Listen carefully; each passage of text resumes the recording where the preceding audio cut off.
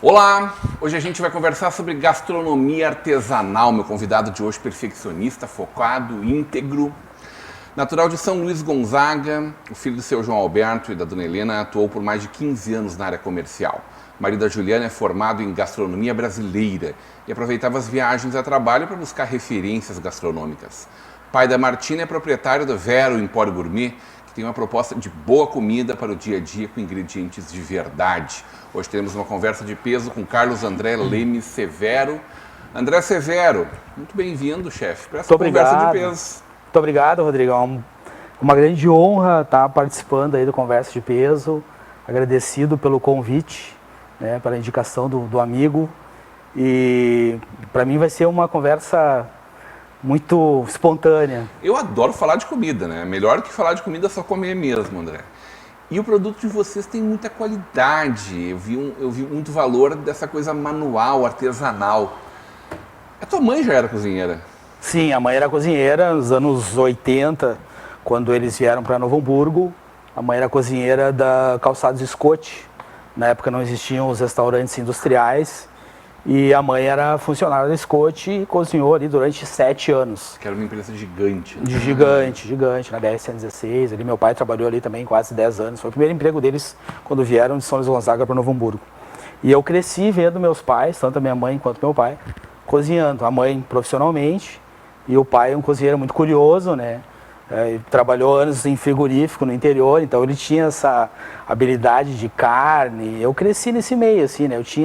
Despertou interesse em mim justamente porque eu via eles cozinhando. Vinha desde pequeno, então? Desde pequeno, é. Parece clichê, assim, mas eu via meus pais cozinhando e, cara, eu achava aquilo o máximo, né?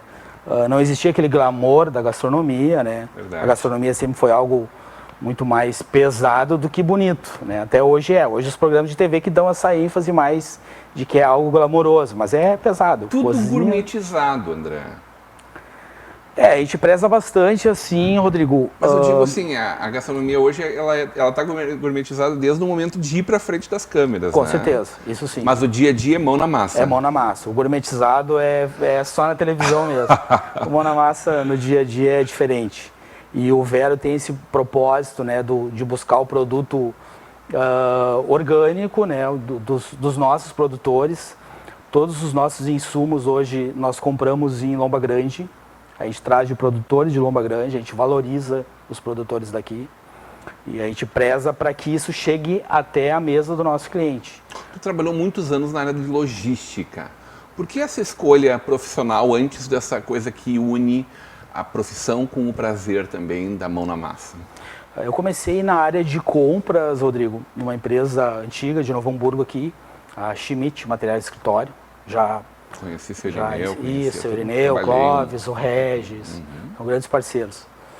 E eu ganhei a oportunidade sim, de trabalhar com compras. E eu despertei, assim, a logística era algo novo ainda. Em seguida surgiu a formação técnica na fundação. E eu fui estudar na fundação, né? Meu sonho era trabalhar com logística. E quando eu comecei efetivamente a trabalhar com logística, eu já estava no meu último emprego, assim, né? Eu descobri que tinha algo assim muito mais comercial. A minha relação com áreas comerciais, com clientes que vinham fazer coleta, né? Apesar de eu trabalhar numa área de PCP, eu programava assim toda a estrutura de operação. Essa relação com o comercial era muito fácil, assim.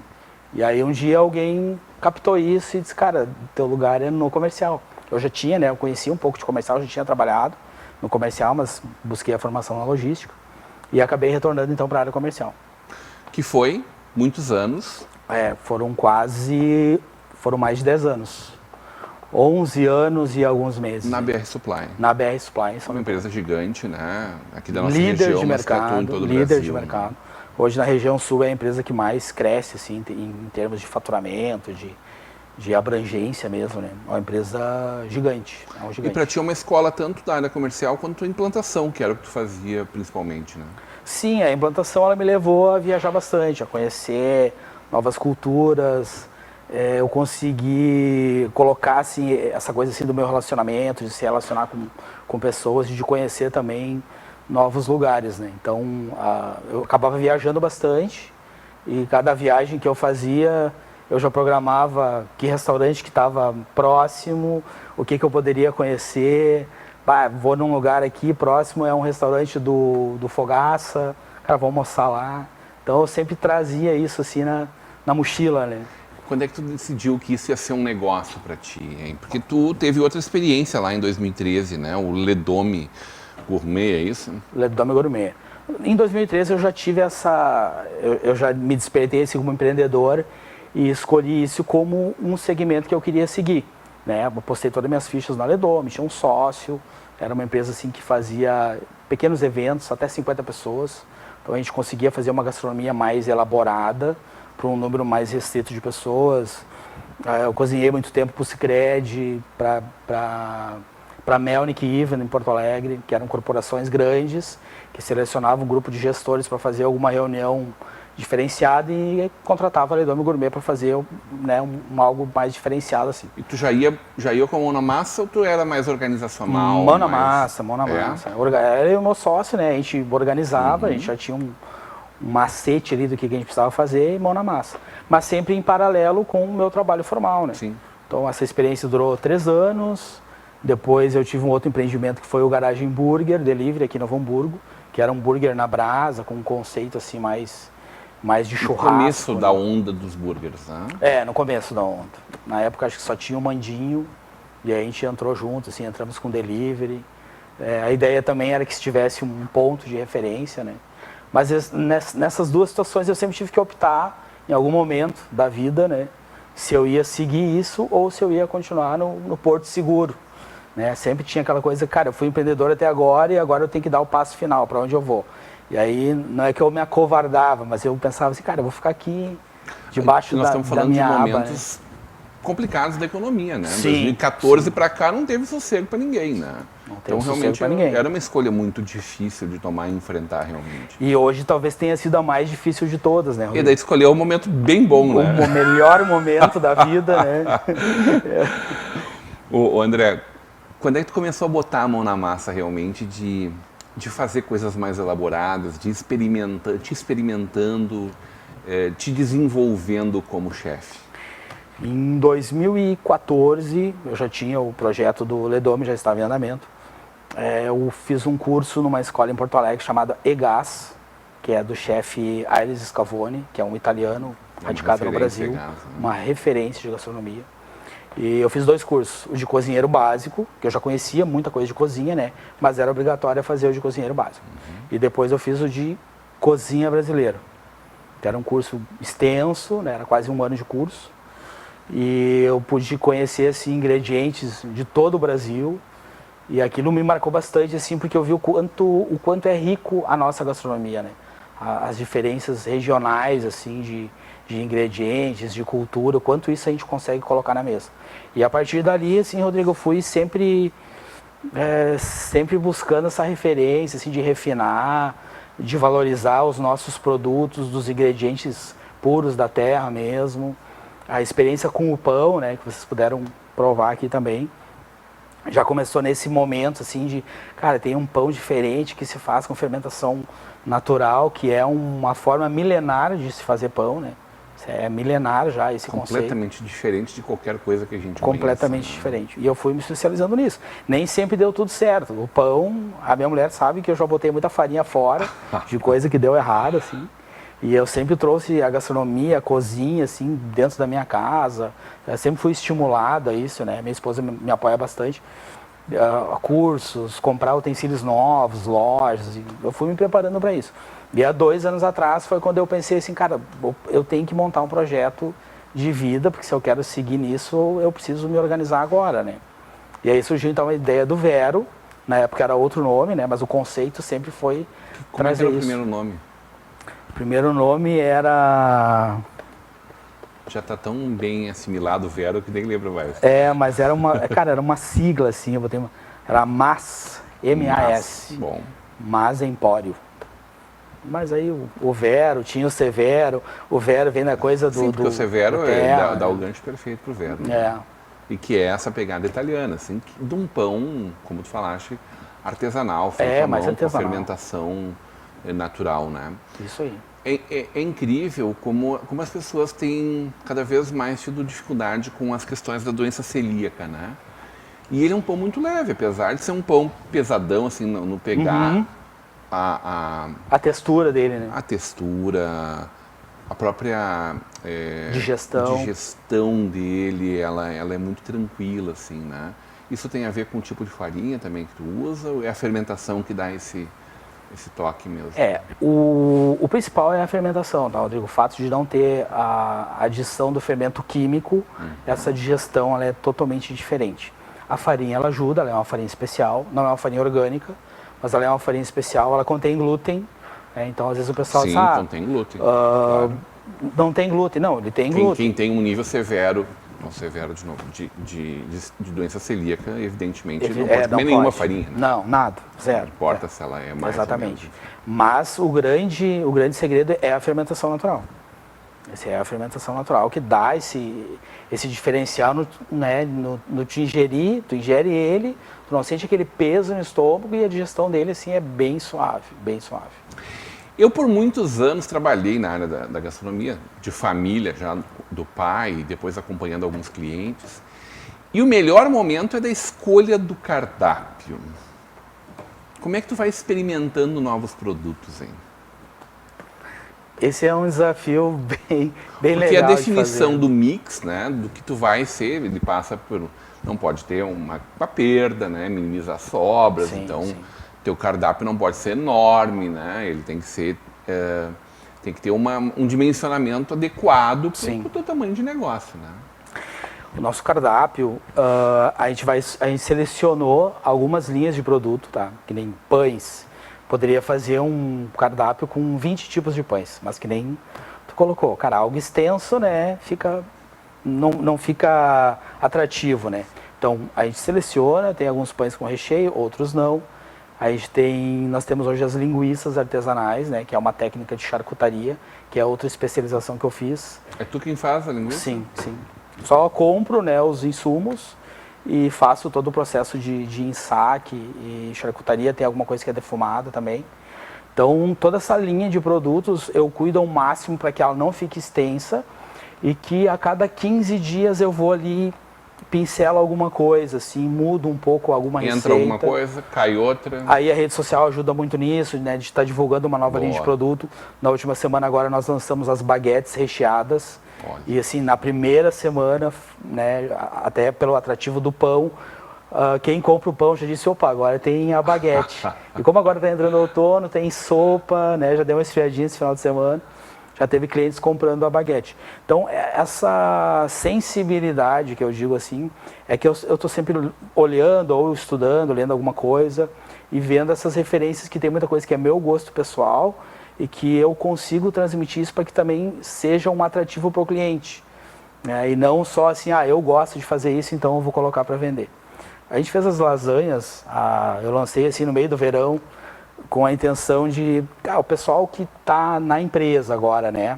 Que não está em home office, está na empresa e quer uma opção de uma lasanha artesanal, que a gente faz as massinhas, né? A gente não usa massa industrializada. Tu que abre a massa. Sim, a gente abre a massa. Então isso se torna um atrativo também. E a gente lançou assim sem muita intenção que fosse vingar pelo momento, né, a temperatura. A gente brincava antes, né, dessa questão de um momento difícil de empreender, porque de fato mas é verdade que as pessoas saem muito pouco para almoçar, né? Agora sim. Muito pelo momento da problemática de sair para comer, mas também pelo medo, né, de compartilhar um restaurante, de ir da rua.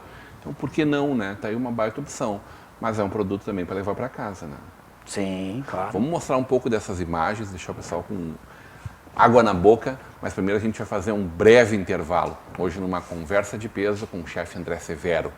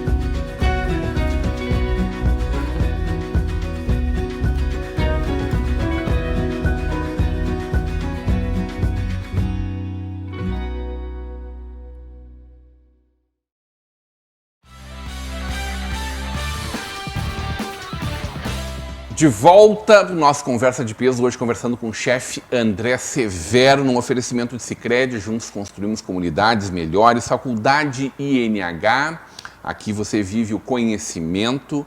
Mercator Feiras e Eventos, a nova cara da moda, estará em evidência no SIC em Gramado, de 24 a 26 de maio.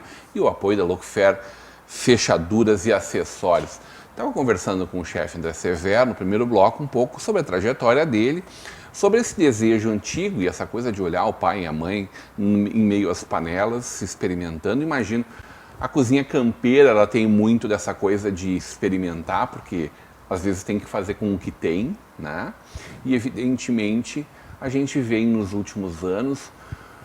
Eu me lembro, André, quando a gente era pequeno, não faz tanto tempo assim, vamos lá, tu ia no mercado comprar fiambres.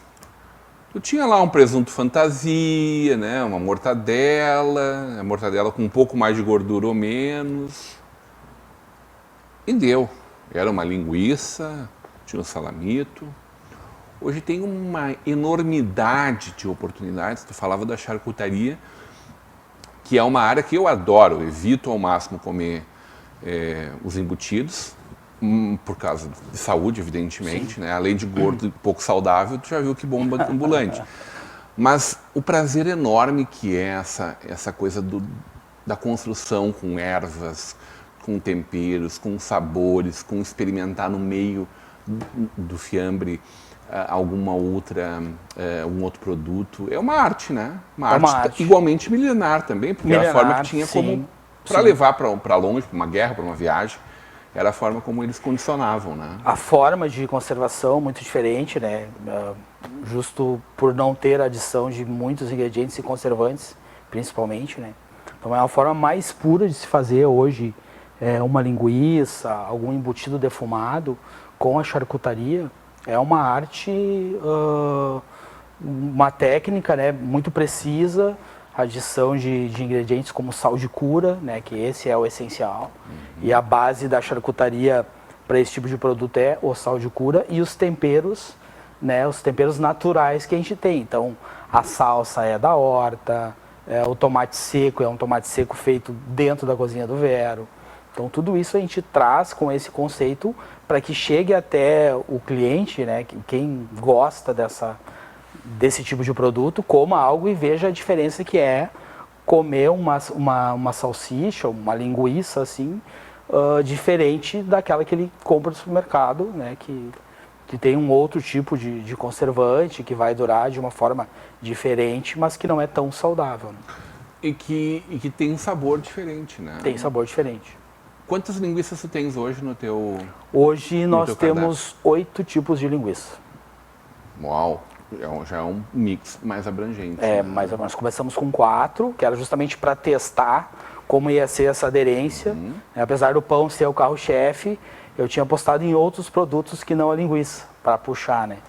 E a linguiça acabou se tornando assim um item praticamente do mesmo consumo de pão, né? Porque tem uma procura muito interessante. E aí alguns clientes já pediam alguns outros tipos de linguiça. Para variar, então, a gente fez mais 4. E aí tu pode consumir ela de várias formas. Assada, cozida, ela crua também?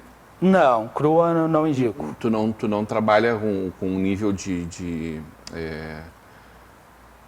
defumação?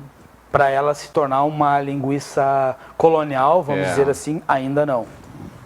Eu adoro comer. Eu sou carnívoro por excelência, assim, adoro comer uma linguiça assim. Mas evidentemente, se botar ela na panela tá ótimo, se botar ela no fogão tá ótimo. Dá para fazer um carreteiro com ela. Eu consigo pensar assim, tranquilo, assim, dezenas de pratos para experimentar ela. Mas me chamou muita atenção a qualidade dos teus pães, né? Tanto do pão de calabresa, que é uma delícia para quem gosta de carne, tá aí uma baita opção, quanto um pão artesanal, né? Como é que é esse processo de deixar ele ali crescendo e se desenvolvendo naturalmente? O processo ele se inicia assim com a fermentação. Fica quanto tempo aquilo ali crescendo, né? O fermento que eu tenho hoje faz 2 anos que eu tenho ele, tá?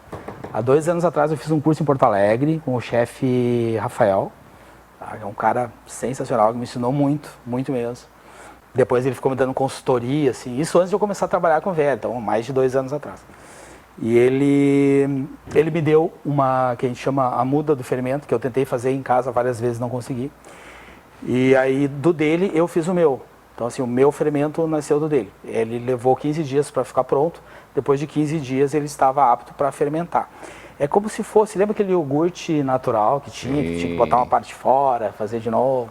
Então, o fermento natural basicamente é isso. Ele fica na geladeira, ele precisa ser ativado até 6 horas antes de se fazer um pão. Então eu sempre ativo ele à noite, né? No dia que eu vou fazer o pão, eu ativo ele um dia antes e no outro dia eu organizo o pão. Depois que ele já está pronto para ser misturado com a farinha, para iniciar o processo de fermentação do pão, são mais 15 horas de fermentação. Ele tem uma fermentação base que é 8 horas em temperatura ambiente e depois ele vai para a temperatura fria, que é na geladeira. Aí a geladeira tem que estar entre 20 e 25 graus. E eu experimentei uma geleia de pimenta também, maravilhosa. As geleias também são uma coisa de momento ou elas vêm para ficar, essa também gourmetização delas, hein? Eu acho que ela vem para ficar, porque a geleia hoje, Porque também, a gente é da região que sempre teve chimia. Sempre teve chimia, exatamente. Hoje a geleia é outra coisa. Né? Ela gourmetizou, mas ela passou a fazer parte de uma harmonização dentro da cozinha das pessoas. Tem gente que ainda acha pecado comer com carne, porque não sabe o que é bom. Mas é, né? A melhor que tem, né, Rodrigo? Não sabe o que é bom. A gente fez justamente as geleias para que se harmonizasse com carne. A gente tem lá uma das postagens que nós fizemos no mês passado, a gente colocou todas as geleias que a gente tem e as harmonizações com pão, com queijo, com carne, que é justamente para o pessoal olhar e ver assim, geleia no pão, né? Normalmente tem esse conceito. Sim, que se usa que é só típico da Lemoada, né? Da região, né? Isso é típico aqui da região. Então, ela tá ali, né? O que acontece às vezes tem alguma sazonalidade de algum produto que eu não consigo durante todo o ano, isso vai acontecer, vai ter um período. O ingrediente. O ingrediente ele não vai estar ali, eu vou ter que substituir por outro. Mas as que são sucesso, assim, abacaxi com pimenta, a geleia de morango com pimenta, a geleia de manga com amêndoas. Por que sempre tem que ter manga junto? A gente estava falando nessa cozinha brasileira, sempre tem que ter manga junto. Não é que eu não gosto de manga, eu odeio manga, assim, sabe? Na cozinha brasileira sempre tem que botar manga junto, né? Uma brincadeira à parte, a geleia, a de pimenta, morango com pimenta, Morango com pimenta. Ela vai bem numa carne de porco, numa carne vermelha, em geral. A carne de ovelha com ela, o pessoal gosta de botar uma hortelã junto, eu acho maravilhosa ela. É delicioso, né? Essa escolha e inclusão de novos itens, o mercado também vai te puxando, hein? A gente conversava um pouco sobre a formação de clientes, né? E a dificuldade que algumas empresas lá atrás tiveram de se estabelecer aqui em Novo Hamburgo, na nossa região, muitas vezes não dando tempo de amadurecimento do negócio, né? Para ti isso é uma coisa bem tranquila, hein? Como é que tu está trabalhando com essa questão de uma semana ser melhor a procura, na outra dar uma baixada, e o empresário precisa vender sempre, né? Sempre, sempre. Rodrigo, o mercado ele sempre vai ter uma tendência, né? Ele sempre vai ditar uma tendência de algum produto que pode estar mais em alta ou menos. O momento agora realmente ele é um momento difícil, né? É um momento que o empreendedor, o pequeno empreendedor, no meu caso, ele precisa ser muito persistente e perseverar muito. E isso consiste muito assim na tua vontade própria. Qual é o objetivo, né? O apoio que a gente tem no dia a dia, isso eu tenho bastante.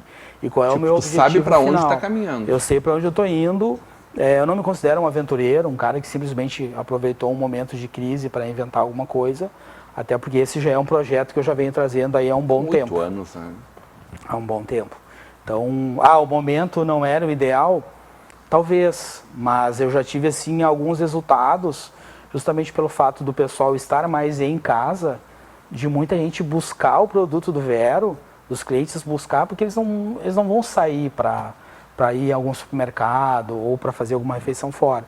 Então essa busca também ajuda, né? Quem está em casa ter o seu produto na porta da sua casa. E aí o pessoal te dá dica, hein?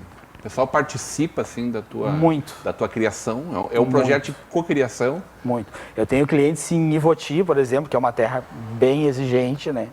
E eu tenho uma cliente lá, ela é uma uruguaia, mora em Ivoti há 25 anos. E ela dita às vezes assim alguma coisa, André, eu acho que esse tipo de produto, né, melhor assim? Por que tu não faz tal tipo de produto? Por que tu não faz uma geleia mais forte de pimenta? Nós temos um molho de queijo, né? E um dia eu estava conversando com ela assim, ela, André, o teu molho de queijo, ele é muito bom, mas ele precisa ser um pouco mais forte de queijo. Daí, em contrapartida, outros clientes, cara, já tá forte de queijo. Bah, eu gosto dele mais leve. Então, essa sensibilidade, assim, né? E que o cliente traz e que é a melhor também, forma. Né? Vai do paladar. Mas a melhor coisa que tem é quando um cliente te dá um feedback. Esse é a melhor coisa que tem, sendo positivo ou negativo. E futuro, hein? O que tu enxerga? Tu que enxerga esse caminho tão claro, assim, o que tu está enxergando para o futuro do Vero? Eu acho que para frente, Rodrigo, o Vero ele vai ter um espaço, a gente vai construir isso, vai ter um espaço físico para que o cliente possa ir lá, conhecer o nosso produto, ou se quiser fazer uma refeição lá. Então a ideia é que o Vero vire um bistrô, com alguns pratos de bistrô, não um restaurante, né? Tem um outro projeto em paralelo que é de uma cervejaria, mas tem alguns meses ainda para desenvolver, de ter uma marca de cerveja, não o Vero, mas uma outra marca que vai estar também como um produto dentro do Vero. Então o empreendimento, né, o empreender, ele começou agora, mas para frente ainda tem assim várias escaladas para se fazer, para tornar assim o Vero uma referência também de lugar, de local que as pessoas possam ir, com uma grande variedade de produtos. Que maravilha. Tenho certeza que, evidentemente, as pessoas já ficam pensando assim, isso é caro. Em primeiro lugar, evidentemente, que não é que nem comprar um pão de sanduíche, porque não é um pão de sanduíche, óbvio, não é um cacetinho, óbvio. Mas, evidentemente, ele é muito mais barato do que vocês imaginam. E a oportunidade que a gente tem de comer alguma coisa realmente diferenciada, olha, Em seguida vem app. Vem o app. Aplicativo para poder fazer as compras Mais por aí. 30 dias a gente está lançando o app. É um aplicativo que vai ter um plano de assinatura. O cliente vai poder selecionar os produtos que ele quer receber durante o mês. Tem um pacote, ele fecha aquele pacote toda sexta ou toda quarta, toda quinta, ele vai poder escolher o dia. Nessa modalidade ele pode escolher o dia que ele quer receber. Porque não tem dia para comer bem, né? Toda hora é hora. Qualquer oportunidade, qualquer momento, acompanhar de um bom vinho, de uma boa cerveja. É a segunda-feira de jogo de futebol, hoje tem jogo do Novo Hamburgo, por aí vai. André Severo, chefe, adorei conversar contigo, que honra poder te conhecer, poder experimentar e degustar os teus produtos também. Que bom saber que a gente tem isso aqui na nossa cidade, na nossa região. Sucesso, que legal, longa ao Vero. Eu agradeço, muito obrigado aí pela oportunidade, pela gentileza em me trazer aqui na Conversa de Peso. Acompanhei teu programa há muito tempo. É uma honra poder falar do teu negócio. São 8 temporadas, mas eu acompanho história. algumas, assim. Cara, muito legal, muito obrigado. E esse é um trabalho, assim, da forma como tu faz, tu acaba ajudando, né, pequenos empreendedores, pessoas que têm uma história ainda pequena, mas que são histórias que podem inspirar outras pessoas também. Bons negócios como é o Vero. Sucesso sempre no oferecimento Sicredi, Faculdade de NH, Mercator Feiras e Eventos, o apoio da Lucofer Fechaduras, hoje conversando com o chefe André Severo. A gente encontra como o Vero em Vero Empório Gastronomia Artesanal. E pode procurar também o André Severo 1981, né? @André Severo 1981 no Instagram. Vocês viram algumas fotos rodando hoje aqui, mas entrem lá e se apaixonem. Hoje numa conversa de peso com André Severo. Continuo agora com a programação da nossa Vale TV, da nossa rede de comunidade de televisão.